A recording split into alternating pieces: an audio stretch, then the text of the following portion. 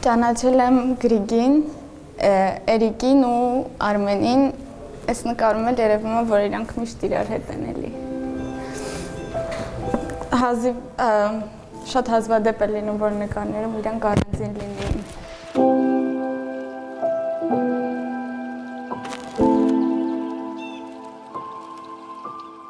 Արմենի, Գրիգի ու Էրիկի հետ ծանոթացել եմ սկաուտական շրջանակներում։ Գրիգը եղել է մեր մասնաճյուղից, իր հետ ունեցել ենք շատ լավ օրեր։ Նույն ձև ունեցել ենք լավ օրեր Արմենի ու Էրիկի հետ։ Իրանց հետ ծանոթացել եմ 2.5 տարի առաջ,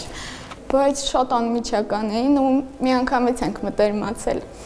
Այդպես չլինելով մանկության ընկերներ, Արմենը մեզ 4-ից կոչեց մանկության ընկերներ։ Ինձ Էրիկին, Մարիամին ու իրան։ Միասին գնացել ենք արշավների ու շատ լավ օրեր ենք ունեցել։ Սպասում ենք Գրիգի հետ, որ պետք է ունենենք մեր առաջին բանակումը, բայց չեղավ։ Արշավներ ենք ունեցել ու էլի անմոռանալի են եղել։ Իրանց հետ որ լինում էիր, դու չէիր կարող ուղղակի տխրեիր։ Բոլորը ինձ թվում է ում հետ որ խոսեք մեր կազմակերպության մեջ Գրիգին պիտի հիշեն միշտ շուրջ բարերի սկզբում, ազգային բարերի սկզբում, որովհետև ազգային երաժշտության առաջին նոտաները արդեն Գրիգի մեջ արթնացնում էր այդ ոգին, այդ ոգեշնչված, ինքը նաև դա փոխանցում էր մյուսներին ու սկսվում էր իրանով այդ շուրջ բարը այդպես ու այդպես ինքը դրանով թնդացնում էր ամեն ինչ, ինքը չափազանց աշխուժ էր։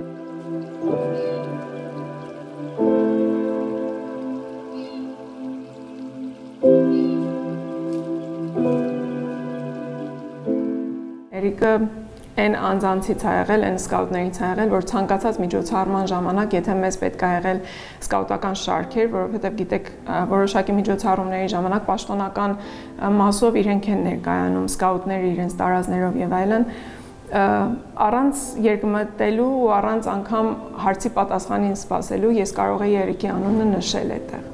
Ինքը միշտ պատրաստ էր, ինչպես որ մեր դավանանքն է այդպես մեզ հիշեցնում, միշտ պատրաստ, ինչպես ասում են սկաուտները, ինքը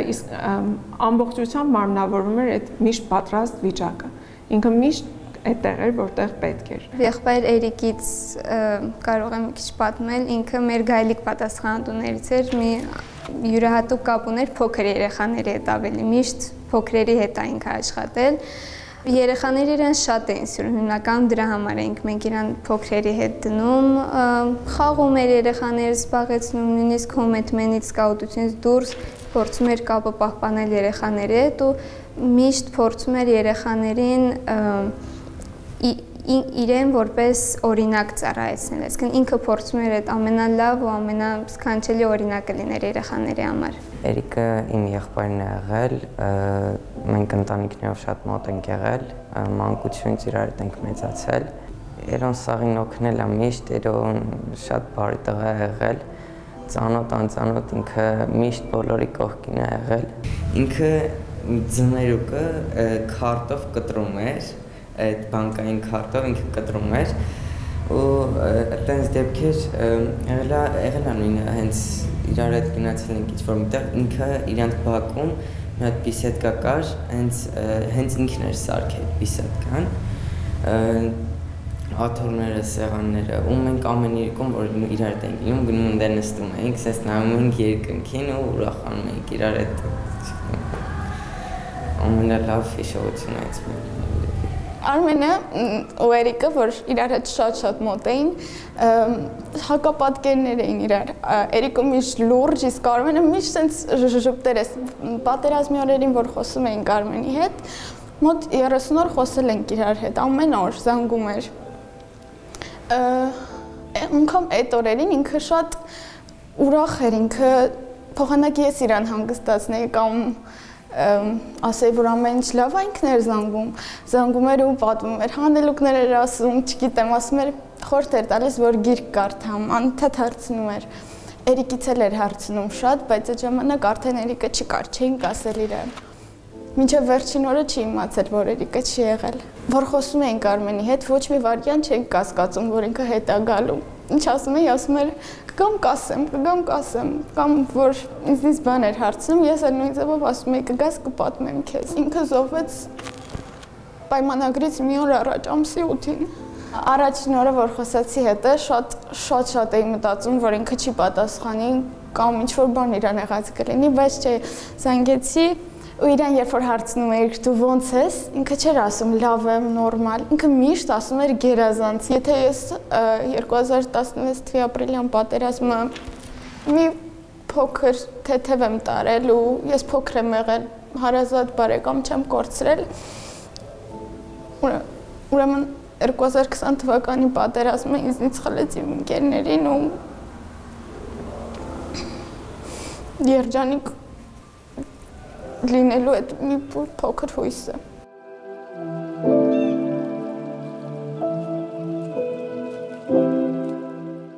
Արմենի մասով պիտի ասեմ ինքը իր արտաքին կառուցվածքով խաբուսիկ, նիհար մեր Արմենը, բայց չափազանց մեծ ուժով, անհասկանալի էր իր մեջ այդ ֆիզիկական ուժը որտեղից էր, բայց ինքը այդպես էր ու չափազանց բարեսիրտ, չգիտեմ Արմենի այդ բարության մասին կարող եմ վկայել անգամ մեր գայլիկները, մեզ մոտ տարիքային բաժանումներով 6-ից 12 տարեկան երեխաները համարվում են գայլիկական խմբի անդամներ ու ես վստահ եմ, որ մեր գայլիկները պիտի անչափ ջերմությամբ միշտ հիշեն Արմենի հետ ապրած օրերը, որովհետև ինքը գայլիկ պատասխանատու էր ու այդ ժամանակահատվածում, որ ինքը շփվում էր երեխաների հետ, ինքը ավելի քան մանուկ էր դառնում ու այդ մանկական ազնիվ ու մաքուր հոգով ինքը շփվում էր երեխաների հետ։ Արմենը մի հատ ուրիշ ուրախ մարդ էր, ինքը որտեղ որ ինքը կար, այդտեղ չէր կար ինչ-որ մեկը տխուր նստեր ուղակի, որովհետև վարքյանել չէր տվի, իր տրամադրությունը այնքան բարձրացներ, որ չգիտեմ, այդ մարդը ուրիշ մարդ էր ու արշավների ժամանակ ինքը բոլորին ապացուցում էր, որ ինքը իր տեսակ ուրիշ է ու իր նման մարդ չկա։ Մենք մանկության ընկերներ էինք համարվում, բայց իրականում չէ։ Չենք ճանաչել այդքան, ընդհանրապես ճանաչել ենք 2 տարի իրար, բայց մանկության ընկերներ էինք, չգիտես ոնց, արշավ էինք գնացել միասին, ամբողջ ճանապարհին իրար ձեռք բռնած ման ենք եկել ու շատ ուրախ իրանց հետ անցավ այդ արշավը։ Գրիգորին ավելի շուտ անց եմ ճանաչում։ Գրիգորի հետ առաջին անգամ որ իրան տեսա, արշավ էինք գնում, բայց ինքը չէր գալիս, պարապմունքի էր գնում։ Եկավ ավտոբուսի մեջ բոլորին հերթով բարևեց բան, ինձ չէր ճանաչում ինքը, բայց ինձ էլ մոտիկացավ գրկեց ու այդ օրվանից իմ մոտ տպավորվեց ինքը մի հատ այնց հավես մարդ, որ իր հետ կարելի է շատ ուրախ ժամանակ անցկացնել ու ինքը իմ համար օրինակ ա եղել, որպես կաուտ, որպես մարդ, ուժեղ մարդ էին, իրանք երեքն էլ շատ ուժեղ էին։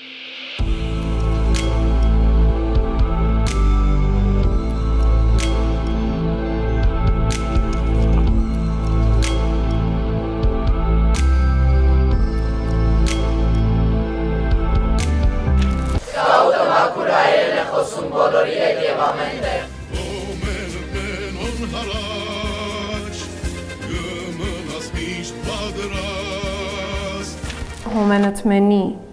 ընտանիքից ցավոք պատերազմը մեզանից խլեց 10 եղբայրների, որոնցից 4-ը պարտադիր զինծառայության ընթացքում էին գտնվում, իսկ մնացածը կամավոր հիմունքներով էին մեկնել, որոնցից 3-ը անգամ Հայաստանի Հանրապետության քաղաքացիներ չէին, մեր Հոմենթմենի Սիրիայի շրջանի մեր եղբայրներն էին, որ պատերազմի պատճառով եկան Հայաստան, մեկնեցին առաջնագից ու ցավոք զոհվեցին։ Հոմենթմեն հասկի գեր նպատակը այս պահին եւ իր հիմնադրման սկզբից, այսինքն 30 տարիների ընթացքում եղել է Հայաստանի Հանրապետության համար դասյարակել լավ քաղաքացի։ Մեր տղաները բնականաբար լինելով Հայաստանի Հանրապետության լավ քաղաքացիներ, ինչպես որ մենք ենք ասում, իրենք նաեւ անցնում են պարտադիր զինվորական ծառայություն։ Եվ բոլորը իրենց հրամանատարական կազմից սկսած մինչև անգամ պաշտպանության նախարարներ տարբեր շրջաններում, երբ մենք հանդիպումներ ենք ունեցել, միշտ նշել են, որ այն տղաները, որոնք անցել են սկաուտության միջով եւ համալրել են բանակը, ժամկետային թե պայմանագրային արդեն այդտեղ երկրորդականը, իրենք իրենց դրսևորում են չափազանց պատրաստ արդեն ընդունելու զինվորական կյանքը։ Մեր տղաները այնտեղ կռվել են, մեր տղաները հերոսաբար կռվել են ու բացի 10 մեր զոհերից պատերազմի ընթացքում կռվել են հերոսաբար խիզախությամբ կռվել են նաև 25 սկաուտ եւ հոմենտմենական, որոնք այնտեղ են եղել էլի կամ պարտադիր զինծառայության ընթացքում կամ կամավորագրվելով ու իրենց զոհողությունը, իրենց արած խիզախ քայլերը բոլորն են դրա մասին խոսում։ Պատերազմի սկզբից հոմենտմեն հասկը իր վրա վերցրեց ծանր պարտավորություն լինելու Արցախից տեղափոխված ընտանիքների կողքին։ Մենք այս պահի դրությամբ ունենք շուրջ 3600 հոգի Արցախից տեղափոխվածներ, որոնք մեր խնամակալության ներքո են գտնվում։ Իրենք հիմնականում պատերազմի ընթացքում կանայք եւ երեխաներ էին։ Հիմա իրենց միացել են իրենց տղամարդիկ կամ տղաները, որոնք կամ վիրավորներ են պատերազմից կամ այսինքն առաջնագծից վերադարձածներ եւ այլն, ու մենք իրավունք չունեինք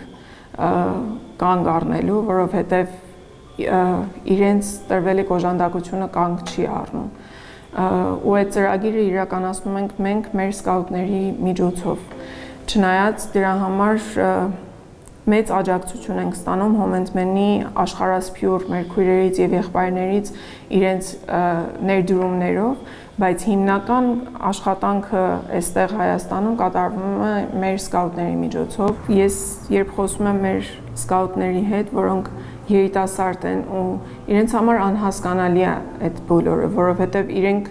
դա չեն ընկալում, ինչպես կարելի է այդպես վերաբերվել, ինչպես կարելի է զբաղվել ընդհանրապես այնքան առօրյայով, որ ոնց որ ոչ մի բան չի պատահել մեզ հետ, ոչ մեր երկրում, ոչ մեր շրջապատում, ոչ մեր հարևանի մոտ, բարեկամի մոտ, իրենց համար դա անհասկանալի է։ Բայց ամեն դեպքում ինձ թվում է մեր միակ ելքը այս պահի դրությամբ մեզ պես կազմակերպությունների առաքելությունը իրականացնելն է, որովհետև ինչքան մենք ավելի մեծանանք մեր թվով, թվաքանակով, սահմաններով եւ այլն, ինձ թվում է մենք ավելի շատ ունակ կլինենք պատրաստելու այն տեսակ մարդուն, այն տեսակ քաղաքացուն, որը անտարբեր չի անցնի այս ամեն ինչի կողքով, որը հիմնվելով իր դասյարակության, հիմնվելով այն արժեքներին, որ մենք ենք սերմանում մեր երեխաների մեջ, իրենք պիտի ընկալելով, հասկանալով, այս ամեն ինչը ցավը ապրելով, ուժ գտնեն իրենց մեջ վերականգնվելու եւ շարունակելու պայքարը, որովհետեւ ցավոք մենք սրանով ոչինչ չավարտվեց։ Ցավոք մենք հայտնվեցինք շատ ավելի բարդ վիճակում, քան էինք եւ դեմ հանդիման ենք կանգնել շատ ավելի բարդ իրավիճակների ու մենք պարտավոր ենք չընկրկելու, պայքարելու, շարունակելու մեր գործն է դասյարակել ազգային մտածողությամբ երիտասարդություն, ազգային մտածողությամբ պատանիներ, որոնք հետագային համալրելով էլի մեր տղաների պես շարքերը պիտի գիտակցաբար մղվեն մարտի, պիտի գիտակցաբար դեմ հանդիման կանգնեն թշնամու, ինչպես ես վստահ եմ իմ տղաներից յուրաքանչյուրն կանգնեն։ Մեր հոմենտմենի ընտանիքը անկախ քաղաքական ամեն ինչից երբեք չընկճվեց, մի պահ նույնիսկ այդ պարտվել ենք նշանաբանով առաջ չգնաց, որտեղ մենք հասկանում ենք, որ հոմենտմեն այդ եզակի կազմակերպություններից է, որ հային կարողանալու է պահել ավելի լավ հայ, ու ես հավատում եմ նրան, որ հոմենտմենի շուրջ պետք է հավաքվենք միայն նրա համար, որ լինենք հայրենիքում, լինենք հայ, մնանք ավելի լավ քաղաքացի, որտեղ այս պայդրությամբ ինչքան է հուսալքվենք, ինչքան է մեզ ընկճված ու պարտված գանք, ամենաճիշտ որոշումը հայրենիքում մնալն է, քանի ունենք հայրենիք, ունենալու ենք հայրենիք ու հայրենիքից դուրս ես չեմ հավատում, որ մենք կարող ենք օգնել հայրենիքն ու Հայաստանը զարգացնելու եւ ծաղկացնելու մեջ։ Այսօրվա դրությամբ Հայաստանից դուրս ապրելը ամենահեշտ որոշումն է, ամենալավ որոշումն է նույնիսկ կարող է ինչ որտեղ, բայց Հայաստանում միայն դա իմ կարծիքն է, որ միայն նրա համար, որ քո երեխան ունենալու է հայկական շրջապատ, սովորելու է հայերեն, 4 կողմ իրեն խոսելու են հայերեն, չի լինելու ինչ-որ օտար ազգություն, որը կարող է երեխայի հետ այլ կողմ քաշել, հայությունից դուրս բերել, այսպես ասած, ինչ-որ փոքր չափ, միայն դրա համար արժի մնալ Հայաստանում ու շարունակել կյանքը Հայաստանում։